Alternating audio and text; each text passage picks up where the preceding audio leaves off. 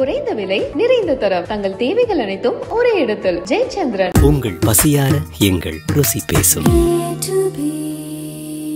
நீலம் studios applause entertainment தயாரிப்பில் மாரி செல்வராஜ் இயக்கத்தில் துருவ் விக்ரம் நடிக்கும் பைசன் அக்டோபர் 17 முதல் திரையரங்குகளில். கரூர் மரணத்தில் குளிர்காயும் சுரணையற்ற ஜென்மங்களுக்கு வாழும் காலத்தை சுட்டிக்காட்டும் வகையில் ஒரு கவிதை ஆரா அருணா எனும் பேஸ்புக் பக்கத்தில் பகிரப்பட்டுள்ளது. அந்த கவிதை தற்போது இணையத்தில் வைரலாகி வருகிறது. அந்த கவிதையை இங்கே வெளியிடுகிறோம்.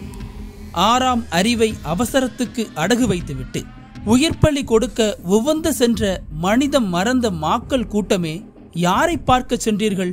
உலக தலைவரையா?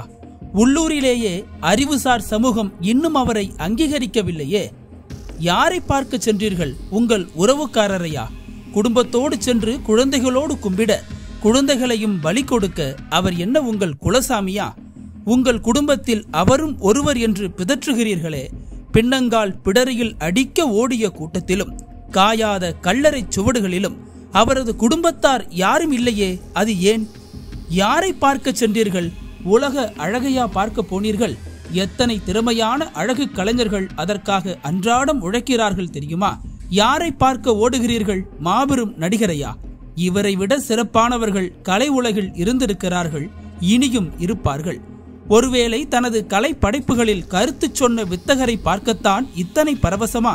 கோடிகளில் கொட்டிய தயாரிப்பாளர்கள், ஆண்டு கணக்கில் உழைத்த இயக்குனர்கள், எண்ணங்களை வண்ணமான வார்த்தைகளில் கொட்டிய பாடல் ஆசிரியர்கள், எழுத்தாளர்கள், தொழில்நுட்பத்தார் என பல துறை கலைஞர்களின் வியர்வையும் இரத்தமும் இணைந்து திரைக்கு கொண்டு வந்த நிழல்தான் இந்த போலி என்பது கூட புரியாத புத்தி கோளாறுகளே.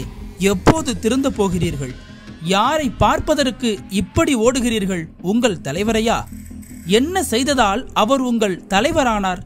யாரோ போட்ட முதலீட்டில், எத்தனையோ கலைஞர்களின் கடின உழைப்பில் கால் வைத்து ஏறி முகம் காட்டி மூக்கு முட்ட பணம் சம்பாதித்ததை தவிர என்ன செய்தார் அவர்? இதுவரை எதுவும் செய்யவில்லை என்றாலும் இனிமேலும் செய்யப்போகும் உன் எதிர்கால தலைவரை பார்க்க சென்றாயா? முட்டாள் கூட்டமே, மூடர் கூடமே. கலைத்துறையில் 400 நூற்றாண்டு, 1000 கோடிகளில் சொத்து நீ கொடுத்தது என்றாலும் எந்த பேரிடர் காலத்திலாவது அவரிடம் வாங்கி தின்றாயா?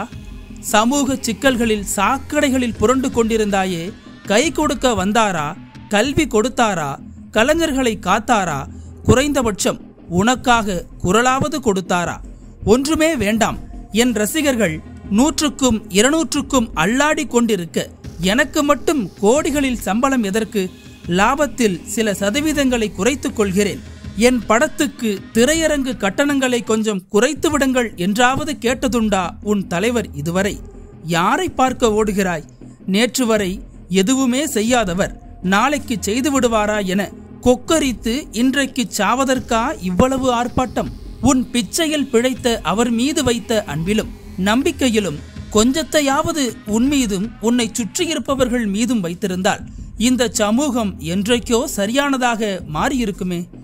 இன்றைக்கு நான் இதை இப்படி செய்வதால் நாளைக்கு எனக்கு என்ன கிடைத்துவிடப் போகிறது என குடும்பத்தோடு கொடிபிடித்து கிளம்பும் முன் கொஞ்சமாவது மனித புத்தியோடு ஒரு 30 வினாடிகள் சிந்தித்திருந்தால் கூட உலகம் புரிந்திருக்கும், யதார்த்தம் எட்டி உதைத்திருக்கும். இப்படியா நாகரிகம் மறந்து 4 கால்களைப் போல நடுரோட்டில் திரிவாய்? பார்க்க பார்க்க பதறுகிறது நெஞ்சம். பண்பட்ட ஒரு சமூகம் எப்படியெல்லாம் நடந்து கொள்ளக்கூடாதோ அப்படியெல்லாம் நடந்து கொண்டு விட்டு நடுரோட்டில் மிதிபட்டு சாக கட்டாயப்படுத்தியது யார்?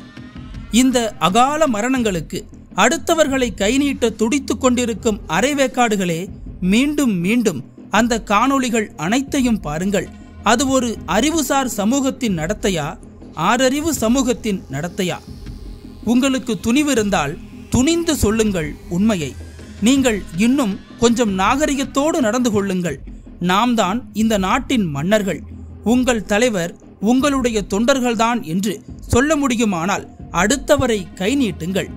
நேற்று வரை படமும் பணமும் என்றிருந்த ஒருவர் இன்றைக்கு நாட்டை ஆள துடிக்கிறார். எல்லாம் தெரிந்தது போல் கத்தி குவிக்கிறார்.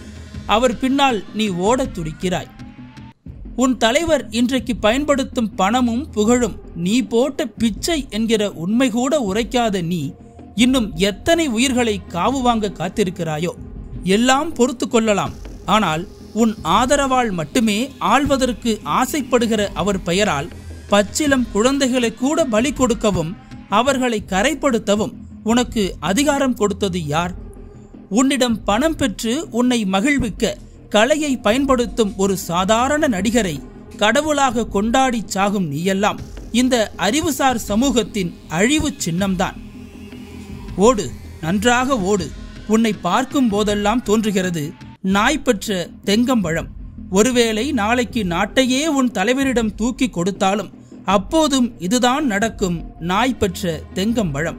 ஏறக்குறைய 23 ஆண்டுகளுக்கும் மேலாக இந்த சமூகத்திற்காக சிந்திக்கிறவள், பேசுகிறவள், செயல்படுகிறவள் என்கிற மனவேதனையில் சொல்கிறேன்.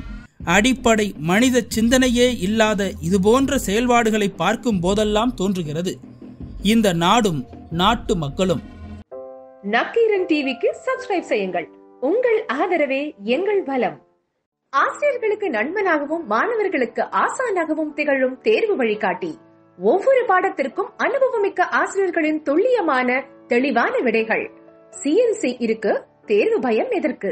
இது தீரன் பப்ளிஷிங் ஹவுஸ் விற்பனை வெளியீடு.